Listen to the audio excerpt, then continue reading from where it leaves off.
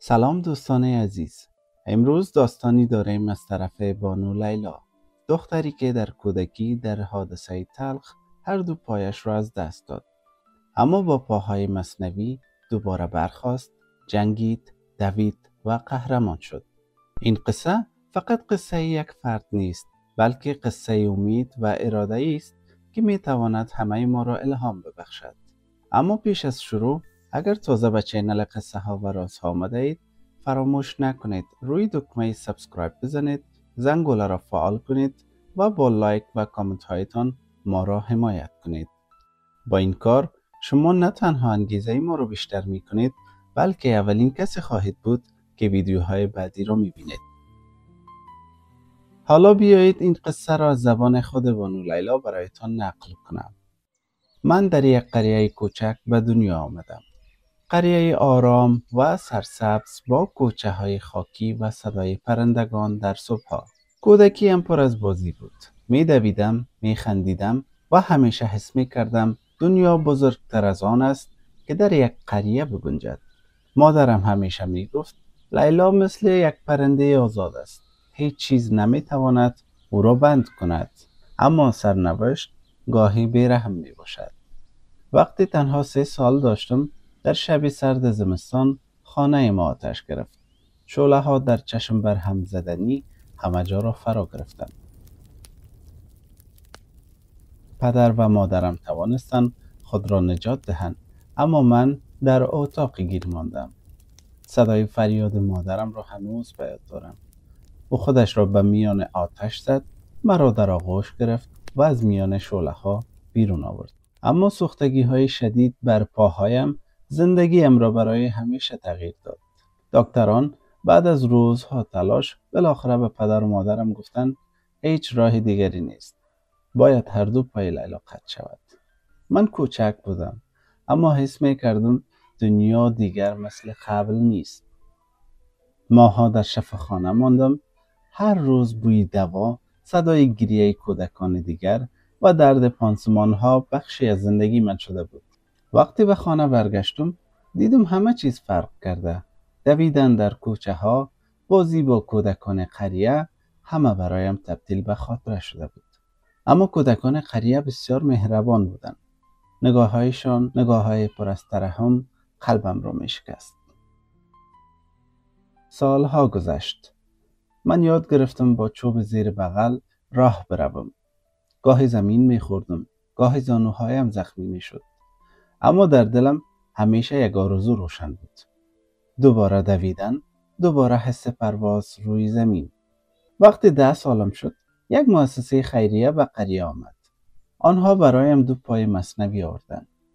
همه بسیار خوشحال بودند. فکر می کردند زندگی من از آن روز آسان تر می شود. اما من می فهمیدم که این تازه آغاز یک جنگ دیگر است. پاها بسیار سنگین بودند. هر قدمم دردناک بود. بارها زمین خوردم. بارها گریه کردم. اما هر بار بلند شدم. یک شب مسابقه دوش را در تلویزیون دیدم. دوندگان با سرعت می دویدند. مثل باد، مثل پرنده. همان لحظه بود که در دلم یک آرزوی روشن شد. و مادرم نگاه کردم و گفتم مادر، من روز قهرمان دوش می شوم. مادرم با لبخند و اشک گفت دخترم، اگر بخواهی و تلاش کنی هیچ چیز غیر ممکن نیست. از فردای آن شب تمرین های ما آغاز شد. هر صبح پیش از طلوع آفتاب از بستر خواب بلند می شدم. هوای سرد زمستان، بوی خاک و سکوت قریه همراه من بودند. اول چند قدم می دویدم، بعد بیشتر می دویدم و بیشتر. هر بار که زمین می خوردم زانوهایم زخم می شد. گاهی حتی نمی توانستم راه بروم، اما پارچه‌ای می بستم و دوباره ادامه می دادم. بعضی ها از دور نگاه می کردن و سرشان را تکان می دادن و می گفتن این دختر با این پاها هیچ وقت به جایی نمی رسد. من فقط لبخند می زدم و می دویدم. سالها گذشت. بدنم قوی تر شد. روح من مثل فولاد سخت شد. بالاخره روزی رسید که همه انتظارهایم را به واقعیت تبدیل کرد. در مسابقه کشوری برای افراد دارای معلولیت ثبت نام کردم. وقتی نامم در فهرست شرکت کنندگان آمد، از خوشی اشک در چشمانم حلقه زد.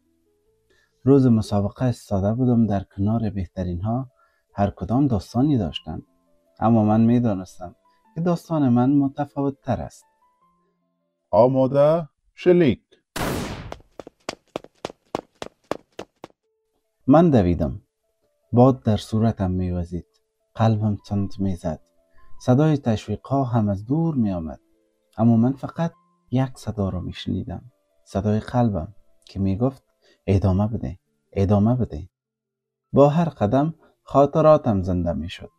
شعله های آتش، بوی شفاخانه، زمین خوردن های بیشمار و نگاه هایی که باور نداشتند. و ناگهان خط پایان رسید. به تابلو نگاه کردم. باورم نمی شد. اول شده بودم. اشک در چشمانم حلقه زد. نه برای مدال، بلکه برای این که ثابت کرده بودم هیچ چیز نمیتواند اراده انسان را متوقف کند. از آن روز به بعد زندگی من تغییر کرد و مسابقات بین المللی رفتم، مدال گرفتم و مهمتر از همه پیامم را با دیگران شریک ساختم. به مکاتب و مراکز معلولین و به تلویزیون رفتم و به کودکان و نوجوانان گفتم بدنت شاید محدود باشد، اما روحت اگر قوی باشد هیچ کس نمیتواند جلو تو را بگیرد. امروز من مربی جوانانی هستم که مثل خودم چالش‌های جسمی دارند. با آنها می‌آموزم که با امید و اراده سختی‌ها را به فرصت تبدیل کنند. دوستان عزیز، این بود قصه زندگی من. قصه‌ای که نشان می‌دهد محدودیت‌ها فقط در ذهن ما هستند. شاید پای مصنوی نداشته باشید، اما هر کسی در زندگیش موانعی دارد. اگر تسلیم نشوید، روزی میرسد که پیروزی در آغوش شما خواهد بود.